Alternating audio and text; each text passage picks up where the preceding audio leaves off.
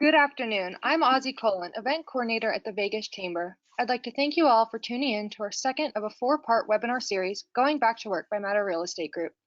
Before we get started, I wanted to take a moment to explain some features of this call. In order to preserve high sound quality, we will be muting everyone on the call besides our presenters to make it easier for everyone to hear. If you are joining this call on the web or through the mobile app, you can ask a question by using the chat feature on the interface. We will ask your question on your behalf. In order to preserve time, we ask that you please keep questions brief, and we will be taking all questions at the end of the call. And now, please welcome the Vegas Chamber's President and CEO, Mary Beth Seawald, who will introduce our moderator.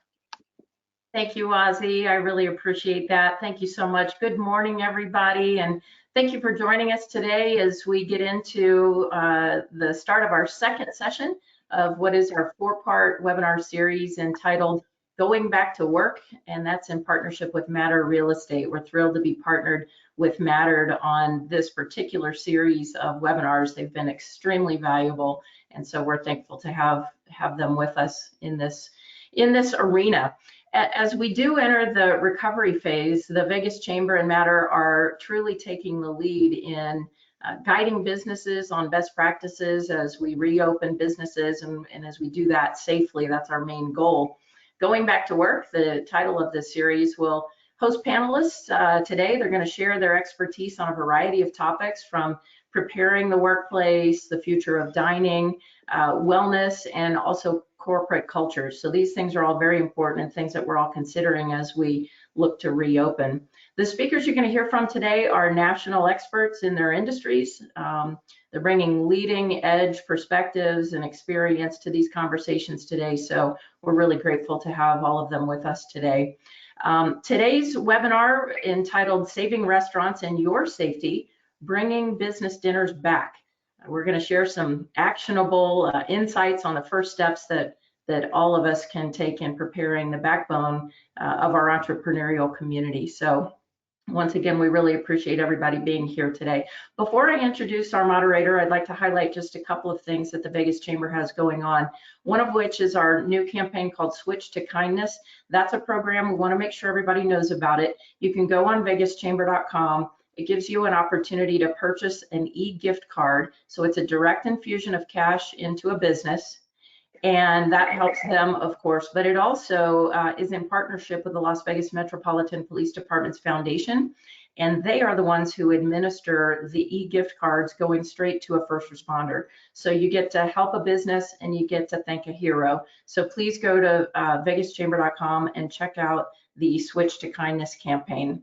For those that aren't members, if you want to participate, we're also giving away free temporary memberships. So if you're on the call today, or you know somebody who's not a member but they need some cash now, let them know that we're giving away these free memberships. The other thing tonight, I want to invite you to our Vegas Chamber partners. We're partnering up with the Urban Chamber of Commerce to do a virtual business after hours mixer, and that's happening at 4:30 this evening. So again, go to vegaschamber.com if you're interested in that. All right, and now it is my distinct honor and pleasure to introduce our moderator for today, Mr. J. Riley Lageson. He's the founder and the chair of Davis Wright Tremaine LLP's National Restaurant Industry Practice Group. Riley founded and chairs DWT's National Restaurant Industry Practice Group and is considered a leading business and legal force in the United States restaurant industry. So without any further ado, Riley, I will turn it over to you. Thank you so much for being with us today. Well, thank you so much, Mary Beth. And I'd like to thank Jim Stewart and Matters Real Estate Group and the Vegas Chamber for putting this together and allowing us to participate. I feel very honored to be here as a former restaurant worker and employee and bartender and owner in Los Angeles for a number of years before I entered the legal profession. Love restaurants, and restaurants are the heart and soul of this country. They're the heart and soul in so many cities, including Las Vegas, which we consider one of the most important restaurant markets in the entire United States, if not the world. And it's a very, very special restaurant community that you have in Las Vegas, and so important to many on this call and many around the world who come to enjoy the best in dining in amazing Las Vegas. So it's obviously been a difficult few weeks for those in the business, and there's some challenges ahead, obviously, as we get back to business. You mentioned some amazing relief efforts that are going on in Las Vegas. I would like to note something before we come into this about UNLV alum Guy Fieri, in Las Vegas lover, loves the city, and he's put together the Restaurant Employee Relief Fund. And there will be a nacho average showdown tomorrow between Guy and Bill Murray for nacho supremacy. That will be on the Food Network, and raising money for the Restaurant Employee Relief Fund, which has already raised over $20 million nationally. Shaquille O'Neal, who has Big Chicken there in Las Vegas, is one of the judges. Terry Crews and Carla Hall is going to MC. So if you can tune into that and support, they will be giving out $500 grants to applying employees that have been affected by this terrible crisis. And so another Las Vegas connection there too. It's such an important food city, and appreciate everybody joining today. Now, we're all fighting against a couple of things right now. We're fighting against a terrible virus that we've had no prior experience dealing with anything like this previously, and adapting as well as possible.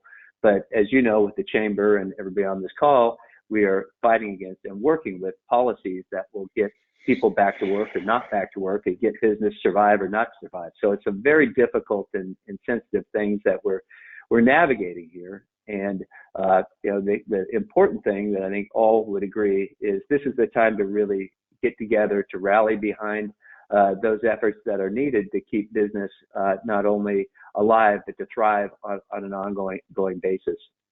And so I would like to introduce two of our very distinguished guests here. I feel really honored to be with them, because I've looked at them in awe for quite a while at all of their accomplishments. Elizabeth Blau, who I'm sure many on the phone here know well already. I mean, need no introduction for what she has done in the restaurant world in Las Vegas and around the country, with both the restaurants from an operational side and Blau and Associates, her company, and being involved in some of the coolest projects anywhere. And then Scott Gerber, a hero for all those that enjoy the best in bars and the coolest bars that I have no business going to. try to look cool and not being cool enough to be there. I mean, the most awesome bars anywhere, and hotels and resorts, and so much fun at their places, and the mind share and the experience that they have, really exceptional. And so wanted to thank you both for lending your time and talents to this program today. And both of you are obviously front and center of in parts of the industry that have been most impacted. For those on the phone that know, the restaurant industry is big. I mean, it covers a variety of different categories, and it's not a one-size-fits-all approach. And lawmakers don't always understand that. So you see policies come out that are ill-fitting and not, the best interest of everybody, and create all kinds of problems, which is, part of the political game, and a lot of things that we're seeing play out now. So one is education on the industry and understanding the different segments and the different needs of each. And the segments that you play in are primarily the full service and the bar segment, which is heavily based upon social experience and dine in as opposed to take out and to go and so forth. So a big part of today's program, we're going to focus on heavily on the dine in aspects of restaurant and bar business. It's not to exclude takeout and delivery and off-premise sales, which are all very important. But what we're seeing in those categories in quick service restaurants and fast casual, while sales have been impacted and fairly heavily in some circumstances, a lot of the larger challenges deal with those that are in the dine-in segment, and those especially in restaurants and bars where orders have been historically taken at the table and not at the counter. So that's where, with this virus and with the restrictions coming in on phasing in, getting back to business, there's been a lot more of the challenges on how to do so successfully. So as we jump into this, I'd like to remind you that you can ask questions there's a chat feature here, and I'll be looking and monitoring. We'll get to the questions towards the end. We're going to end on time, so we're going to have about half an hour or so of Q&A with our special guests, and then we'll get to the questions at the end. So we're going to jump right in with our guests here. So Elizabeth and Scott, maybe starting with Elizabeth, if you could just tell our audience each a little bit about your business and what you've been doing since COVID hit and how you're exploring return. Sure. Well, again, thank you to the Chamber and Jim for having me. I would imagine many of you are here in Las Vegas, so I don't need to reiterate how surreal it is. Our restaurant, Honey Salt, is located about 6 miles off the Strip, and so on the west side in Summerlin, we're in a little bit of a bubble. The weather is beautiful here, and it belies the fact of what's happening, the absolute devastation just a few miles away. So on one hand, we are trying to remain as creative as possible with our local clientele. For us, we were fortunate. Honey Salt's a comfort food restaurant. It's the kind of food that we like to cook at home. So in this type of situation, I would imagine it's the food that people like to eat. So we're remaining creative with a marketplace. You can buy wine and you can buy toilet paper. But what I'm most proud of is that we've also been able to convert half of the restaurant into a community kitchen. And so working with County Commissioner Marilyn Fitzpatrick, the Elaine Wynn Foundation, Moonridge, we are getting about 35,000 meals out to those most vulnerable in the community over the last, I think it's about 5 weeks. So it's really extraordinary to watch how the city has come together, and so many of our vendors, our farmers, our fishermen who don't have all of the strip restaurants to deliver their product have been donating to the cause. So most of our consulting projects around the country are on pause. Some of our projects in countries like Saudi Arabia are still moving, albeit slowly, but it is definitely a very different world than 2 months ago when we launched our Women's Hospitality Initiative in partnership with UNLV.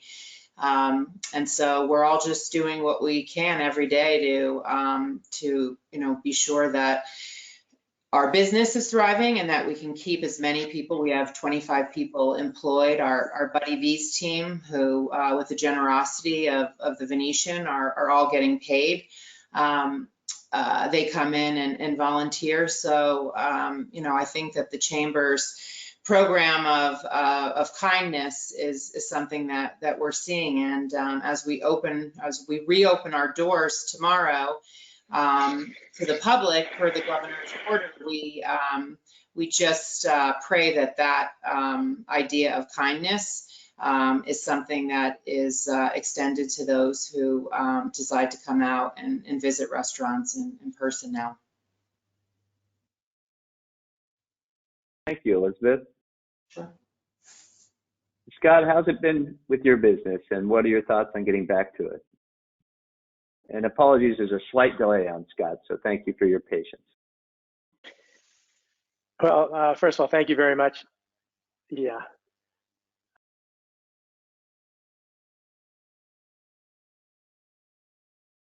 Well, thank you for having me. Jim, thanks very much for inviting me to be on the panel.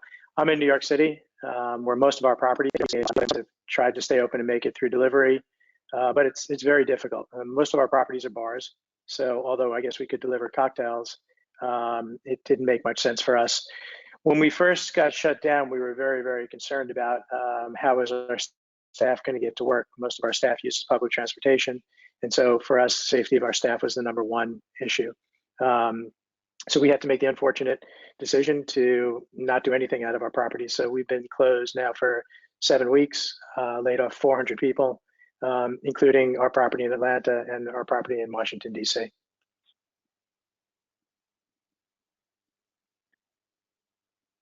And now the business is starting to resume, and around the country, we've seen it being phased in different markets: Georgia, Texas, Colorado, Tennessee. Some others started to phase in a couple of weeks ago.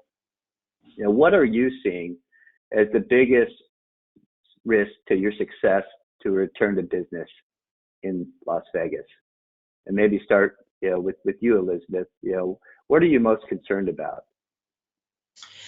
Well, as Scott said, I mean, it's really the health and safety of our team first, and then obviously our customers. We've spent the last 5 weeks in a bubble. We temperature test. We gave 5 days of emergency leave if anyone is not feeling well or their families are not feeling well.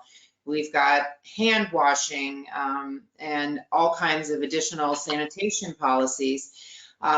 And all of that works until the public arrives, and so that's an unregulated group of people who we hope will take the same precautions as we have over the last 5 weeks. And so I hope people will understand and be patient, that, this is a new way of serving and working.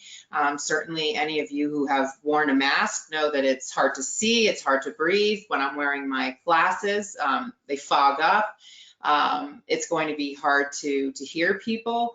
So I imagine that there's going to be some misfires on orders. And so, I just think that, it's important to have confidence in the restaurants that you're going to go out and eat. It's going to be critical to continue with the support of local restaurants and takeout and in delivery.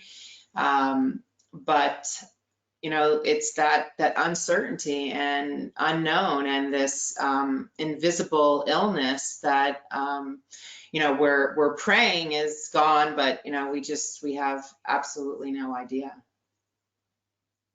And Scott, since your business is bar centric and highly focused on social, and right now you're currently closed, I mean, when are you thinking about, when is the right time to return to business, from your perspective, just generally in any market? Well, for us in New York, the governor and the mayor have not yet announced the date. I think they've extended the stay at home through June 7th for us. We are sort of tentatively targeting early to mid-July, but like you said, Riley, for us, in a bar, you're going up to the bartender, you're engaging with the bartender. You're not necessarily sitting at a table. Restaurants are obviously I think bars even more so.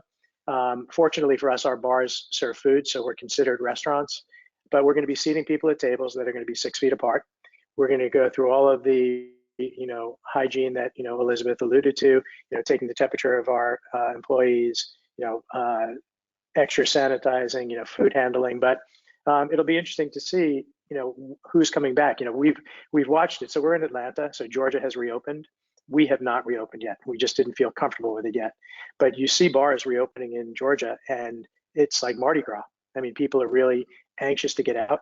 I would say in general, as a demographic, they shouldn't be, but they're just not. I mean, I have kids that are 20 to 25, and we've all been through COVID and we all have the antibodies. I can tell you that if given the opportunity, they would be out at a bar with their friends. So that's something that we want to be very careful about.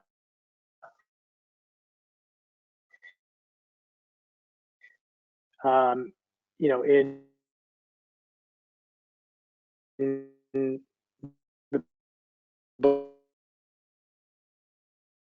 bars were Scott, we're having a little difficult with your audio right now, but concerned that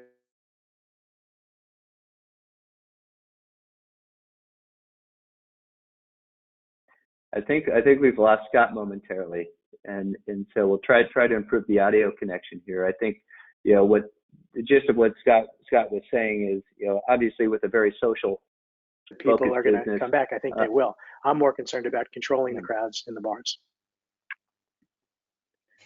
Yeah, thank you, Scott. And apologies, we're having some trouble with your audio here, so we missed a portion of that. But I'll try to summarize, and maybe we can get these audio issues fixed up a little bit. But on the the bar side, the return to business, as you noted, it's very complex given the social nature of the business itself and social distancing requirements that somewhat undermine the whole experience. And so, when we've heard feedback, Elizabeth and Scott, from clients that have opened over the last couple of weeks in Texas and so forth. They had a webinar the other day where a client said that they opened to, their employees were the most concerned because they opened with a Mardi Gras type atmosphere with the customers, where the employees had been doing to-go and takeout for several weeks and felt very comfortable and protected. And all of a sudden they have customers come in that are not wearing masks, that are not keeping the safe distance, that are consuming alcohol and hanging out and having a great time, feeling like the pandemic is over.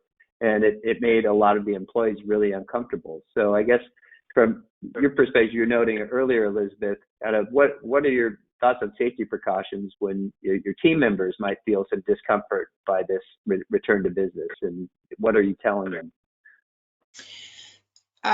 They're definitely, we're hearing that across the city of people that are, apprehensive to work, especially, people who are involved in cleaning rooms or cleaning tables. There's only so much you can do in terms of, mitigating risk factors, as Scott said. I mean, our industries, whether they're bars or restaurants, they're not about, just eating and drinking. They're about socializing. People want to come into, a social environment where, they can interact with other people. So it's going to be very strange walking into a bar that has to be half empty, or, walking into, to Honey Salt where, there's only 8 tables in the dining room. And if those are occupied by 2 people, there could literally be 16 people, as opposed to if there are 5 tables, a max of 40 people. So it's going to take some time and some understanding. And so there has to be a respect on both sides, so that people will feel comfortable. And those who don't will hopefully, continue again supporting us and, in whatever way. I think we're in a very different situation than New York. Excuse me. New York has had, more fatalities in one day than we've had during the whole crisis. And so, cities like that, I mean, there's an entire, additional factor of the trauma for what people have gone through. And so, we have to be very alert, very cautious, and very prepared as owners, which is why, when the governor last week did allow us to open over the weekend, many of us chose to take the week and to stick with the May 15th, which was the original date, so that we felt prepared, that we felt that our staff was trained, and that we had made all the preparations possible, to open, with as much precaution as we could. Thank you, Elizabeth. And one thing that we've seen, as we're navigating this return to business with policymakers, in different markets around the country, and all the different programs that have been implemented at the federal level to try to support restaurants in some way, the disconnect from reality and what it takes to actually finance and operate, a restaurant or bar establishment. There seems to be this idea, with some people, that you can just turn the switch back on and come back to business and everything will be okay, even if you're doing, business at 25% or 50% occupancy or something like that, which for those in the business know that's usually or probably not the case for almost anybody. That beyond the general expense and time you have in coming something back to business, there's some fundamental obligations that a business owner has in terms of lease payments and supplier payments and things they might have been arrears on, and lawsuits that they were facing prior to the pandemic, and lawsuits they may face post-pandemic, a whole host of other things that you are dealing with day in and day out that you need to be concerned about. And so there's a lot of things that come in to play in operating a restaurant or a bar that are very complex and complicated and can be very, very expensive. So, in terms of, policies, that are most important to kind of for your businesses and for your fellow operators out there, if you were kind of in charge, if you could say, what 2 or 3 policies would be most important for anybody in the audience or lawmakers say to protect the business, to help you come back successfully, what would those be? You want me to try? Yeah, give it a try. You sound better, Scott. Thank you. Okay, good. I dialed in, so hopefully it's better. I think we all know that the PPP, while it was a good attempt to help, restaurants and bars, just fell short. And, especially a place like New York, if I got my PPP 2 weeks ago, I had 8 weeks to use it in order for it to be forgiven. I had to use 75% to rehire my staff. But meanwhile, I'm not open. So I'm going to go hire my staff if they'll come back to work, because a lot of them are making more money on unemployment than they are coming back to work. So if I could hire back my entire staff, I would. They would sit at home for 8 weeks. When time came that I can reopen my bars and restaurants, I wouldn't have any money to do it besides the money that I had set aside anyway. To look at it as a loan, the last thing that I want to do is add debt, any debt to my company with an uncertain future. And to your point, Riley, it's, we all know that we work on a very slim margin business when things are great. And to reduce our business by 50%, you're going to work really as a community service. There's no way you're going to be able to make money. And, the bigger issue really is that, I think in a lot of places in Las Vegas, at least my experience was that I was always partners with a hotel. In New York and Atlanta and DC, we're partners with the hotel. So it's not a traditional landlord-tenant relationship. But where you do have those landlord-tenant relationships, unless you can get the landlord to understand that you're the best operator for that space, that if you're not there tomorrow, there's nobody rushing into our business to take over that space. And so the landlords really need to look to be your partner as opposed to the landlord trying to get every last dollar out of you. Because if not, we've all heard the terrible stories about kind of what I consider to be mom and pop great bars and restaurants that have already thrown in the towel. They're just not going to, work to lose money. And what makes matters worse, especially in a place like New York, is that a lot of our friends had to sign what are called good guy guarantees or personal guarantees. So forget about the disaster of them losing the business that they built and spent their entire life building. Now they have to worry, are they going to come after their house, their bank accounts, and it's devastation in a lot of places. So I think the best thing that can happen is if they do change the guidance, which we're all hoping for, to allow us to use the PPP money over a more reasonable amount of time, and whether it's September or December, that will help because we'll be able to get open and we'll be able to pay our staff. If they allow us to hire the amount of staff that we need as business dictates it, that'll be helpful. There's no reason for Elizabeth to go or for me to go and hire our entire staff when we're operating at 30% of our business, 40% of our business. What's the point? It's like, it's a recipe for guaranteeing that we're going to be out of business. But I think that, when the federal government looked at this stuff, they weren't really focused on our business. Now we've got a lot of voices that are doing a great job in kind of telling the federal government, this is the real deal. And hopefully they're going to listen to us. Thank you, Scott. Elizabeth? I completely agree. Scott nailed it. The modifications to the PPP and some kind of participation from landlords across the country. We've heard wonderful stories of landlords working in, and we've heard absolutely horrific stories of landlords actually now trying to evict tenants, and luckily our government has stepped in. We are so fortunate here between Marilyn Fitzpatrick, Susie Lee, Jackie Rosen. We have legislators who are really listening to us, and I know are trying to enact some of these reforms. Our business will not survive. The independent restaurant business right now is on the precipice of ruin.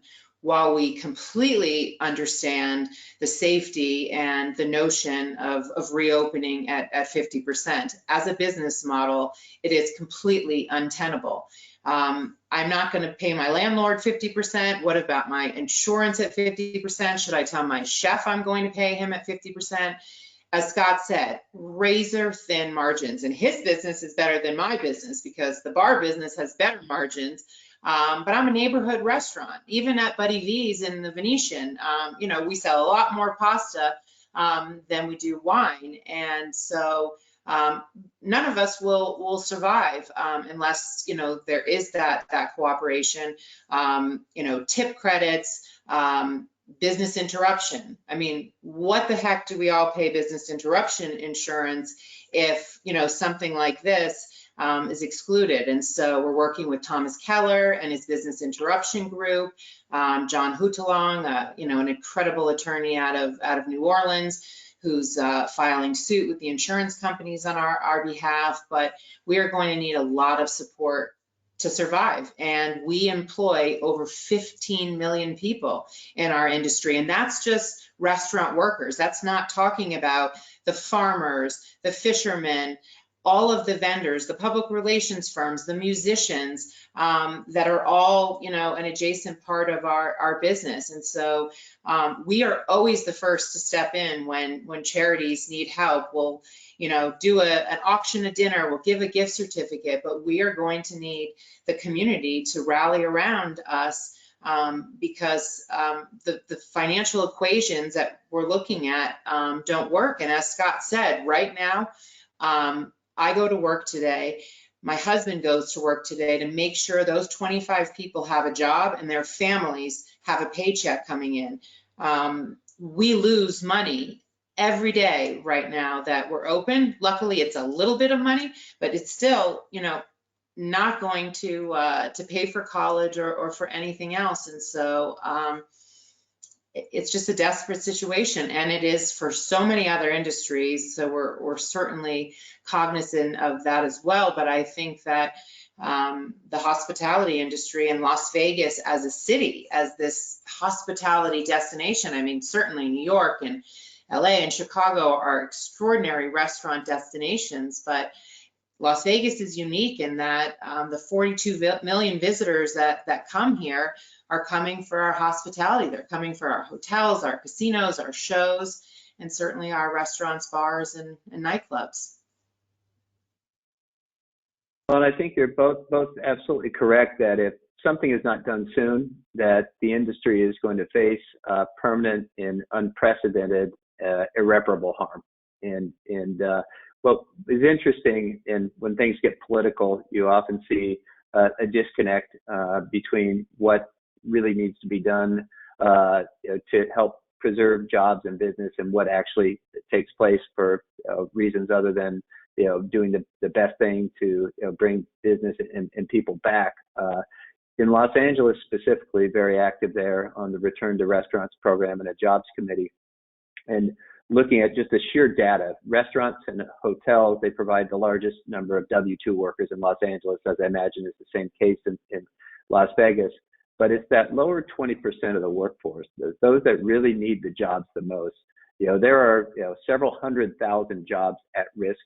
Over 200,000 of those jobs are looking like they're not going to come back in 2020 as a result of this. And that includes such a substantial portion of the workforce of those that need it most. And when we're dealing with cities that already had, going into this, real problems with homelessness along with other issues, it only serves to really exacerbate the problem. And what we're looking at along with other operators really is a twofold policy approach. We need, you said, the margins are very thin in restaurants and bars. It's not like people think there's a big pot of money sitting around. There's very few businesses out there, except for the very large chains that may have had drawn down on the credit lines and so forth to survive this. But most of those groups have been burning significant amounts of cash, and they're going to need to pay off that debt at some point too. So, by and large, everybody has been working themselves into a hole over the past few weeks. Both small and large businesses. And in order to get back, the fundamentals of restaurant economics need to be reset in terms, as you mentioned, tip credit and maybe relaxed tip pooling and ways to bring down the cost of operation to make it more affordable to a consumer that's going to be more price sensitive on a go-forward basis, because they may have lost their job and may not have the financial wherewithal that they had before this, but also to protect restaurants. And Nevada's been better than other states. California has been absolutely atrocious, and class action litigation and so forth, that's really hindered business. But in terms of kind of, things that you would see, if you could wave your magic wand and say, if we're going to get back to business and succeed, to whoever is making these decisions, there's a restaurant czar out there in Las Vegas that can get this done, or anywhere else. What would it be? What would you like to see done, Scott? It's a tough question. I mean, for us, like anybody else, it's payroll and rent, right? Those are your two biggest expenses. So, can you control the rental part of it and get the landlords to be your partners, like I said before? That would be tremendously helpful. The labor part of it is the labor part of it. I mean, the people that work in bars and restaurants are not getting rich. They're working usually as a second job, or they're working two jobs. So, but at a certain point, how much can you charge for, a beer? I mean, so it's a really tough thing. And, I'm not even going to go to, the potential liability that we may have, for the person that, God forbid, gets sick coming to our place. I don't even know what's going to happen with that. But, I would think that if there's anything that the government could do to kind of help, not only, us as restaurateurs, but really the landlords on the other side when they need it. So if I have a small landlord, I understand that if I don't pay them, they can't pay their mortgage, and, they could lose their building. So I understand that. I don't think I would have as much compassion for, the big landlords that don't really need my money and are just, don't have the time or the interest in, worrying about my little problem. So, it's a really, really hard question. I think that, we need time.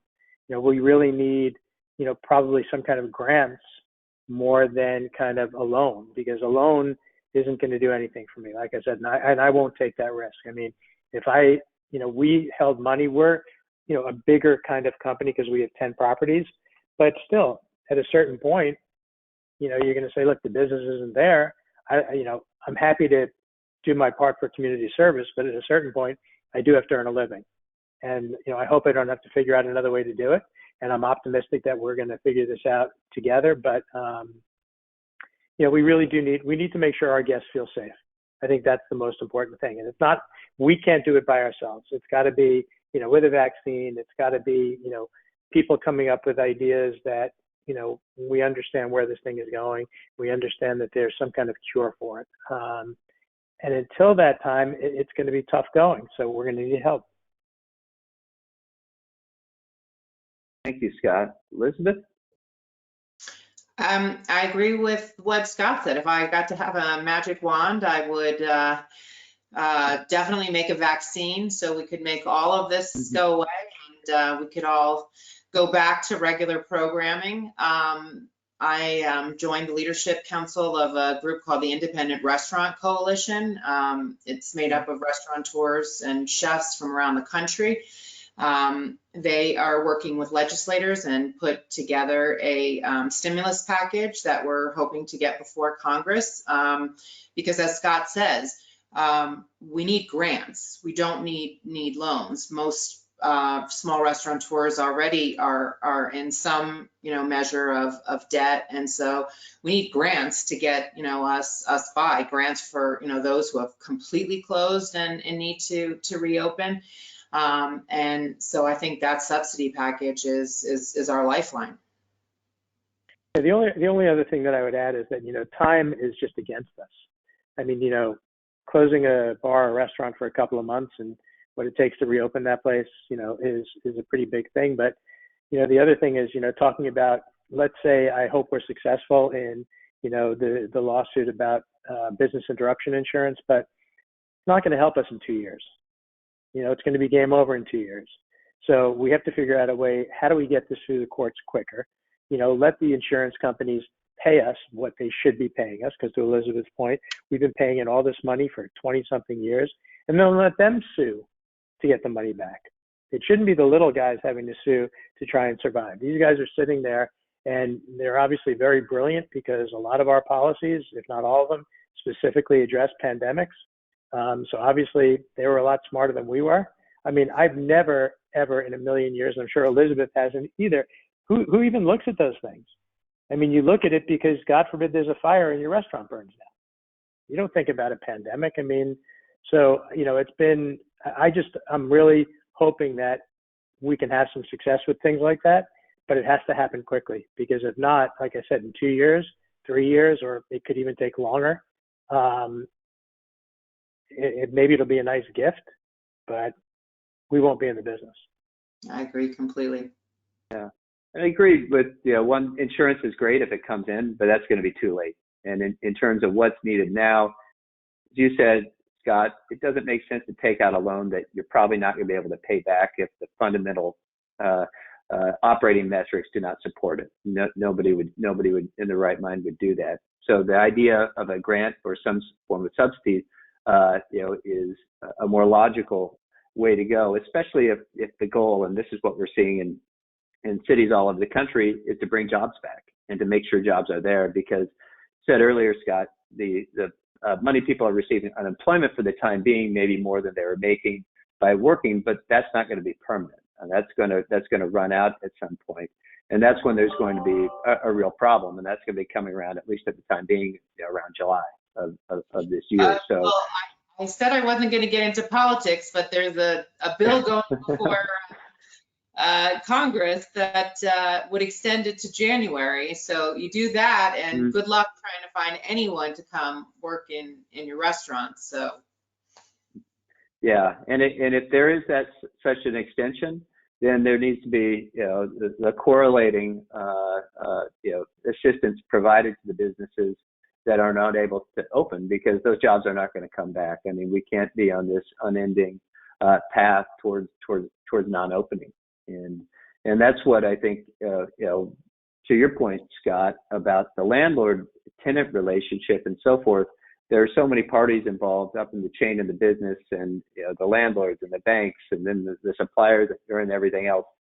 A lot of groups are impacted by this. The restaurant industry is the center of so much financial activity, and the single largest employer, or the second largest employer of any employees in the entire United States. And with everybody sitting on the sidelines at the moment, it's not going to bode well for the future. I guess some of the things that we've seen on the positive side coming out of this, some businesses, and we'll get to questions in a couple minutes here from the audience, but some businesses have adapted it. And Elizabeth, I know you have, to do some things that you've never done before, turning into kind of a marketplace. Are there things that you've done with the business that you see continuing on and being successful after things to resume to a more of a normal operation? Well, we're doing something fun. It's called Secret Burger.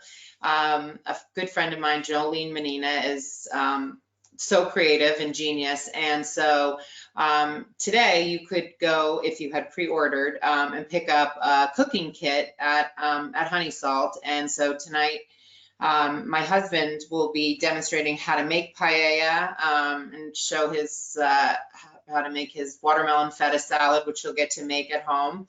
I'm showcasing my blueberry spoon cake, and we'll also show you how to make our sangria. So, crazy things come out of this, and we're just trying to have fun. So we're filming in our kitchen, live on Instagram. And so there's so many chefs around the city. Our James Beard nominated chefs, James Trees and Dan Cromer have also been doing it. Gina Marinelli did one a couple nights ago. So so many people have gotten creative, and certainly our family style meals. I think we did more takeout business for Mother's Day this year than we ever had in the dining room. It took an army to get it out to our guests, but we did it, and I think that you're going to see continuing for some time. And as I said, our Delivering with Dignity program,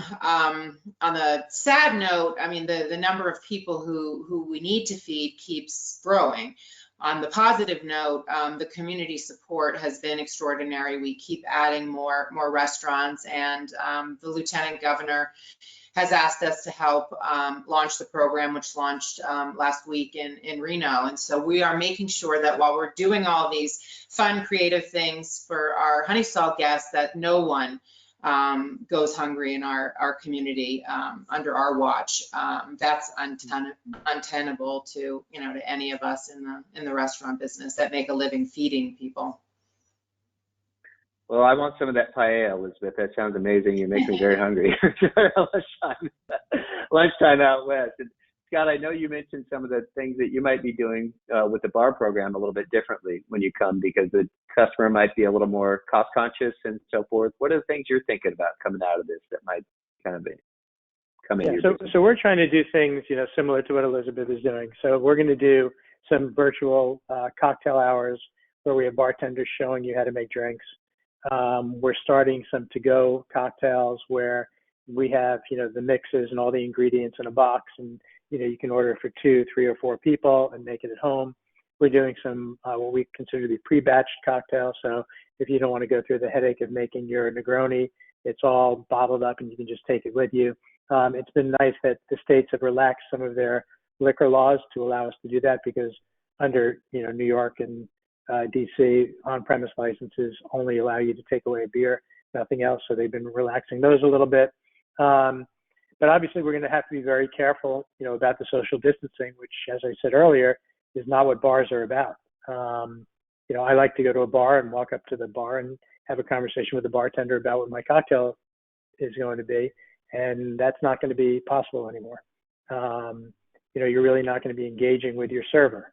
They're going to be standing 6 feet away. So, it's going to be different. But listen, we want to be optimistic, and fortunately for us, we have a lot of rooftop bars. I think people feel more comfortable being outside. The mayor is talking about closing off streets in New York and converting those to sidewalk cafes. And they've eliminated the sidewalk cafe license fees. So they're trying. But I just think we're all going to have to be really patient. I'm hopeful that, a lot of people left New York City. If you had a second home, or if you were at school in New York, you went home to your parents. So walking around New York it's a strange thing. I mean, I'm in the city right now. There's a restaurant downstairs from my apartment. They've got 2 tables out on the sidewalk, and they're having, Negronis and pizza, and it looks great, but, their business is off by 85%. So, look, it's going to be a new world for all of us, and we're just really hoping for the best, and we're going to give it, our best shot. Like I said before, we're in it for the passion part of it. There are a lot easier ways to make much more money than what we do, but it's something that we love, and it's, what I've known for most of my life. And, to Elizabeth's point, we have 400 people that rely on us, and, we're going to do whatever we can to make sure that they can survive. I just got back. We do a food pantry once a week where anybody in our staff can come by and pick up, fresh produce and chicken and, eggs and milk for the week. And we have about 70 people in New York availing themselves of that. We do it in DC and Atlanta as well. But, we have an obligation to people because they're the ones that make us successful. And they're in much worse shape than we are. We're fortunate. We can feed our families. There's a lot of people that work with us that live literally paycheck to paycheck.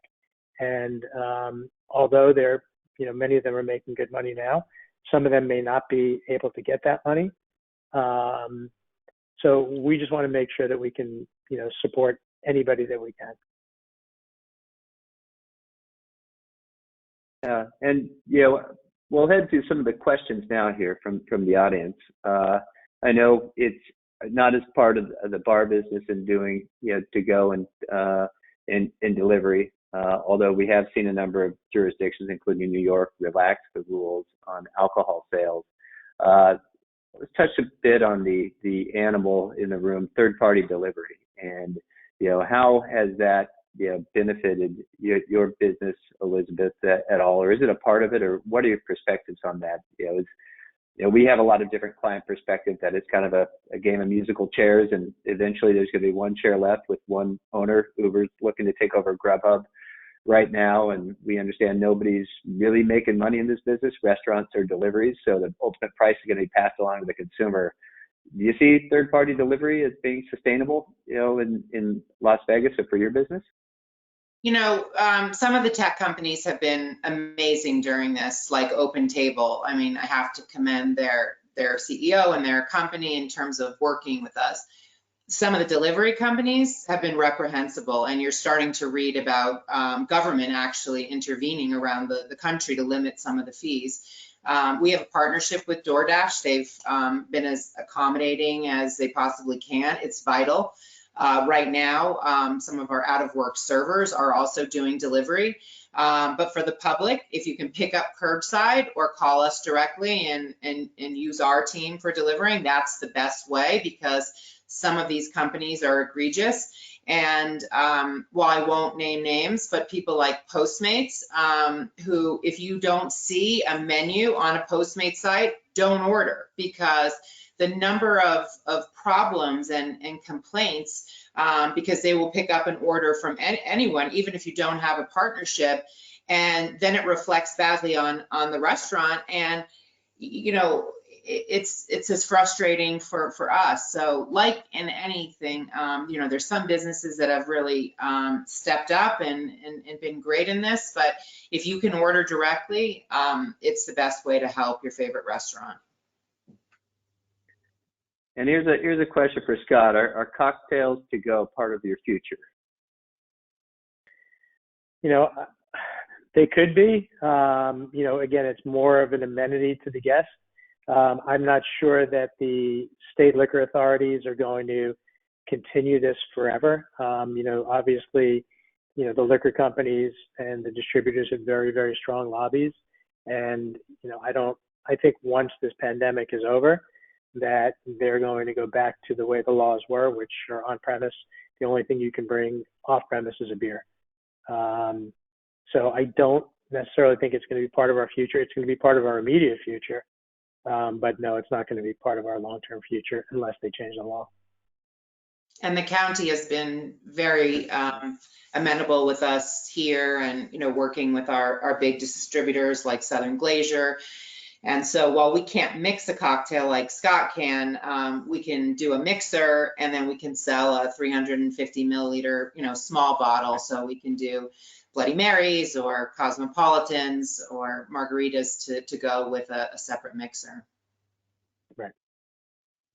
Okay, another question about layouts. Will either you be changing the layouts of your existing or future locations to accommodate for post-COVID type changes?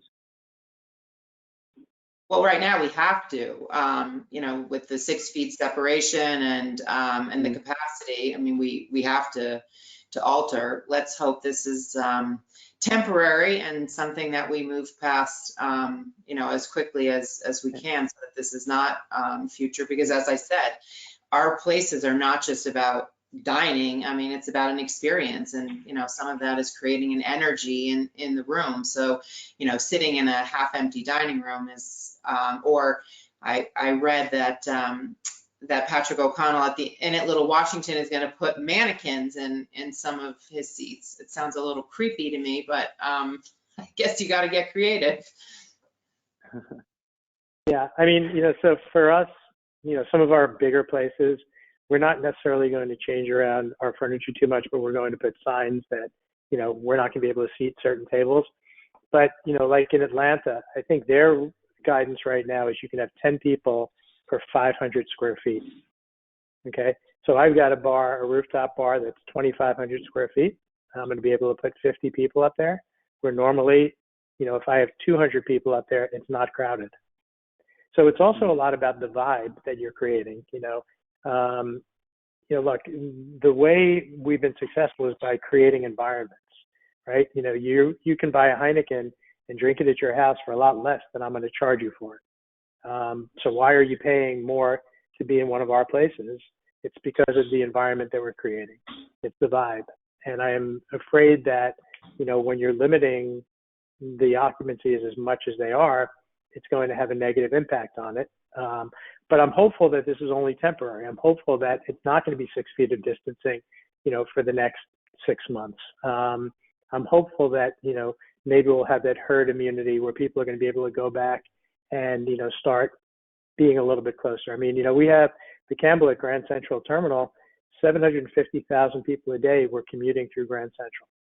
Our occupancy there was 200 people. Today, I don't know the number that's commuting through Grand Central, but I can tell you it's not a lot. A lot of people are not going to have to come to New York anymore. They'll be telecommuting. A lot of people are definitely afraid of public transportation. I think the ridership on Metro North is like down 95% or something like that. So, all of that stuff obviously impacts us. And I don't know what that business model looks like. I mean, that story for us was just the most egregious thing. New York was telling us we had to close, and the MTA is my landlord there, and they were reminding me that my rent was due. So they've, changed their tune now. The next month they said, oh, we're deferring your rent. Don't worry about it. So, maybe they're down to heart, but, who knows?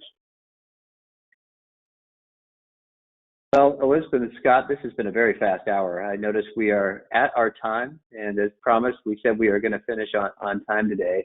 I would like to thank you both for lending your time and your experience to this program. And I think the feedback from everybody is this is the time to get active. This is the time to get involved and work with your lawmakers and the fellow business community to advocate for this amazing and important industry. Thank you so much to the Vegas Chamber, and thank you to Jim at Matter Real Estate Group for helping to put this together. And in closing, I would like to say my 5th grade daughter is doing her state project here in Oregon, and she chose the state of Nevada. And here's her maximum Vegas, which she's going for.